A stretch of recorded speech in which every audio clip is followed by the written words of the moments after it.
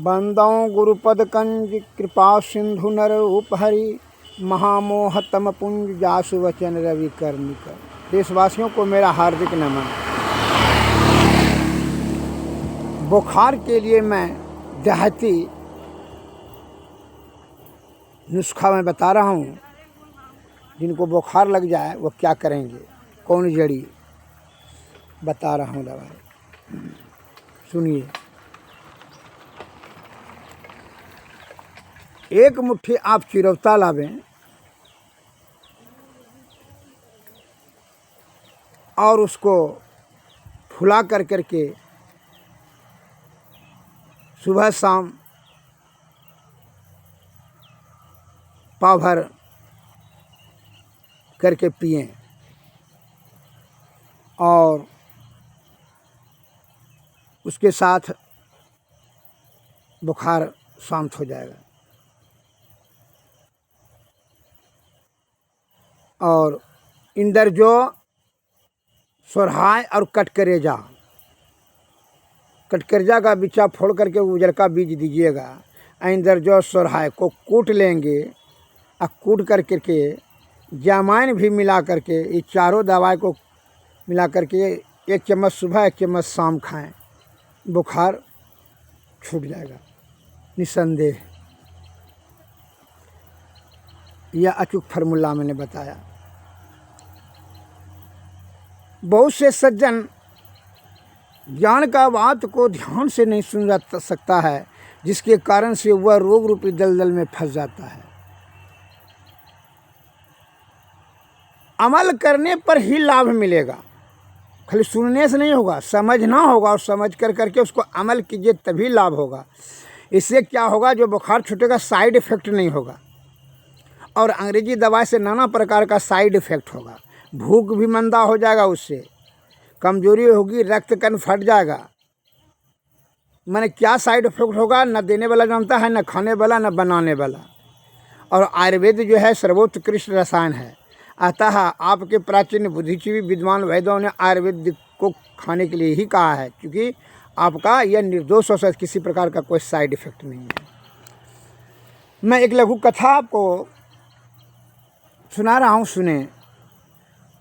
ज्ञान का बात। एक सेठ जी के यहाँ एक साधु पहुँचा। तो सेठ जी ने कहा, प्रणाम महात्मा जी, प्रणाम प्रणाम। कहाँ एक कहानी सुनाइए। तो महात्मा जी ने कहा, एक कहानी का 100 रुपया खर्च होगा। तो ठीक है, देंगे, सुनाइए। एक कहानी बताया कि जहाँ जिसका प्रतिष्ठा जाए, इज्जत जाए, उसको वहाँ उघाड़ना नहीं चाहिए, उसको झाँप देना चाहिए, पर्दा देना चाहिए। ये पहला ज्ञान की बात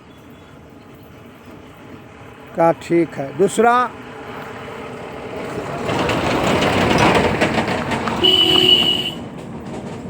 बोलेंगे तो और 100 रुपया लग जाएगा, 200 रुपया लग जाएगा। ठीक है साधु महाराज, देंगे। तो दूसरा, जहाँ मन फट जाए, वहाँ नहीं रहना चाहिए, तुरंत वहाँ से पलायन कर जाइए। क्योंकि तीसरा और कुछ सुनाया जाए। तीसरा कहा ज्ञान का बात कि जो काम छोटे से हो उसको बड़ा को नहीं करना चाहिए। तो महात्मा जी और एक कहानी सुनाइए, 400 रुपया दे देंगे। तो ठीक है। चौथा कहानी सुनाया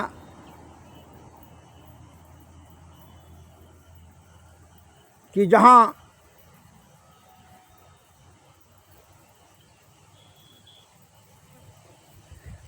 छोटा आदमी अगर यदि बड़ा हो जाए, पोस्ट में, पद में, ओहदे में बड़ा हो जाए, उसको छोटा कह करके कभी संबोधन नहीं करना चाहिए। उसको इज्जत उतने देना चाहिए, चाहे उम्र से आपसे छोटा हो या कुछ हो, लेकिन उसको इज्जत उतने दीजिए, अन्यथा भीतर भीतर में जो हुआ क्रोधित हो जाएगा।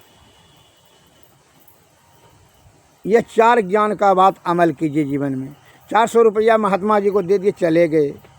यह जो महात्मा सेठ जी ने ये चारों बात को लिख कर करके जीवन में अमल करना शुरू किया। संजोग की बात हुई, सेठ जी के कुछ दिन के बाद इसको जो है घाटा लग गया व्यापार में, जो यह गरीब कंगाल हो गया। अब वह जो है उसके जो मुंशी था, उस सेठ जी और मुंशी जी बाहर चले, बोले कि चलो अब बाहर कमाने के लिए चले। वहाँ से बाहर जब वो बाहर निकले कमाने के लिए, तो देखा कि एक राज्य में एक स्वयंवर रचा हुआ था कि राजा का हाथी ने जिसको बर का माला पहना देगा, राजकुमारी से उसी के साथ शादी कर दिया जाएगा। तो सेठ जी और मुंशी जी भी वही स्वयंवर में पहुंच गए। वही भीड़ था तो वहाँ भी खड़ा, ये दोनों भी जाकर खड़े हो गए। देखता है कि उसमें हाथी ने जो फूल का माला था, बर का माला था, वह मुंशी जी को पहना दिया। उसका सुपरिणाम हुआ कि राजकुमारी से मुंशी जी का शादी कर दिया। और राजा को एक ही लड़की ही थी। वह जो है राजा वृद्ध हो गए थे, और तब तो नया राजा मुंशी जी की ही बन गया। मुंशी जी के साथे में सेठ जी भी रहने लगे, लिखा पढ़ी का काम करने लगे। कुछ दिनों के बाद जो है पुरनका राजा जो मृत्यु को प्राप्त कर लिए, अब जो है मुंशी जी जो ये राजा बन गया, और सेठ जी वही राज्य में मुंशी का काम करने लगे।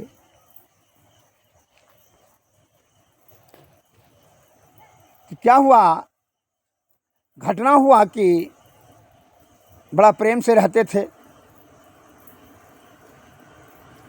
लेकिन एक संदोग की बात हुई। एक दिन की घटना हुआ कि जो है मुंशी जी अर्थात राजा कहीं दूसरे राज्य चले गए थे। तो उनकी जो पत्नी थी, एक सिपाही से इसका प्रेम हो गया था,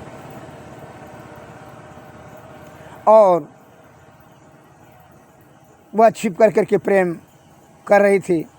तो इसने देख लिया सोए हुए दोनों को, खिड़की खुला था, यह जो है चादर अपना टांग दिया, जो कोई दूसरा कर्मचारी देखने ले।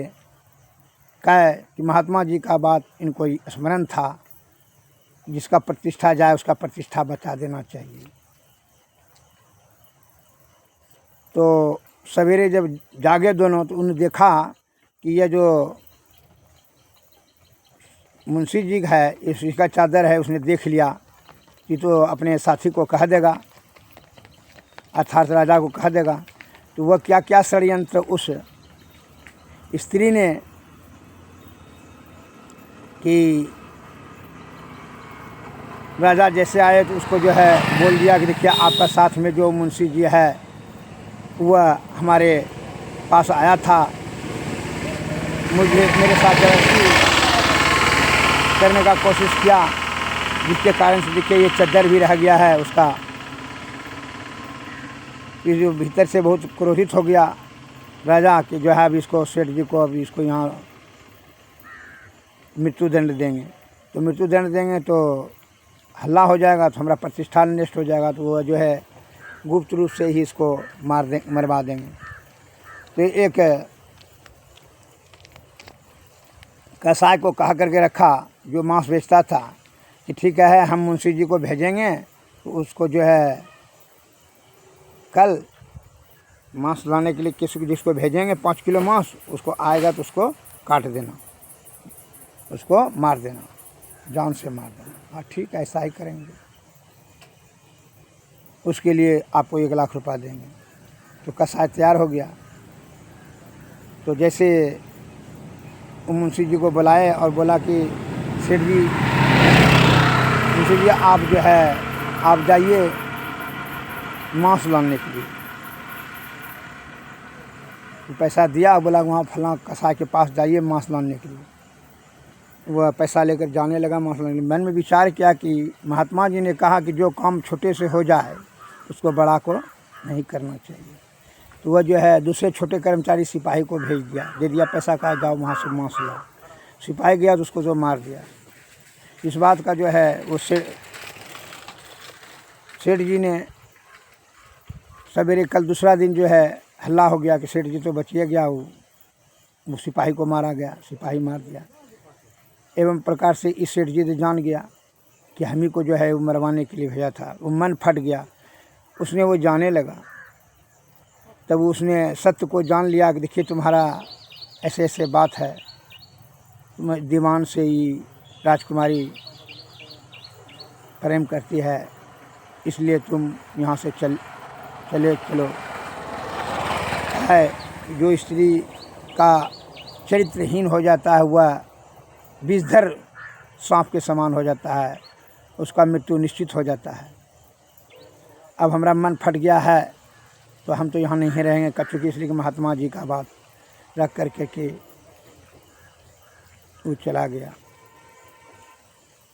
और जब से वह राजा मुंशी उसका राजा बना था, वह आप कह करके संबोधित करते, राजा कह करके कहते थे। एवं प्रकार से महात्मा जी के चारों बात को अमल किया, जिससे कि सेठ जी का प्राण का रक्षा हुआ और फिर जो है व्यापार शुरू किया, दूसरे राज्य में जा करके सुखी संपन्न हो गया।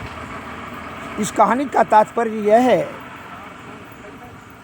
कि ज्ञानियों का बात को जीवन में अमल करने से अत्यंत लाभ की प्राप्ति होती है, और जो नहीं अमल करता है तो मुंशी जी वो राज्य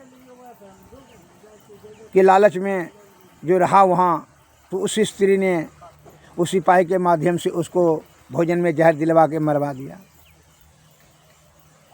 और वो सिपाही से शादी कर लिया। कहने का तात्पर्य है उसने जो अवहेलना कर दिया महात्मा जी का बात, तो उतना संपत्ति होने के बाद भी वह मृत्यु को प्राप्त किया और सेठ जी आनंदमय जीवन व्यतीत करने लगे। हे हमारे देश के प्यारे सज्जनों, संत महात्मा और ज्ञानियों ध्यानियों का बात को अमल करने से अति आनंद मिलेगा, लौकिक और अलौकिक दोनों आनंद की प्राप्ति होगा। विस्तृत रूप से आयुर्वेद सेवा लेने के लिए मुझे स्मरण करेंगे। मैं 40 वर्षों से आपका सेवा निरंतर करते आ रहा हूँ। जय भारत, जय हिंद, नमस्कार।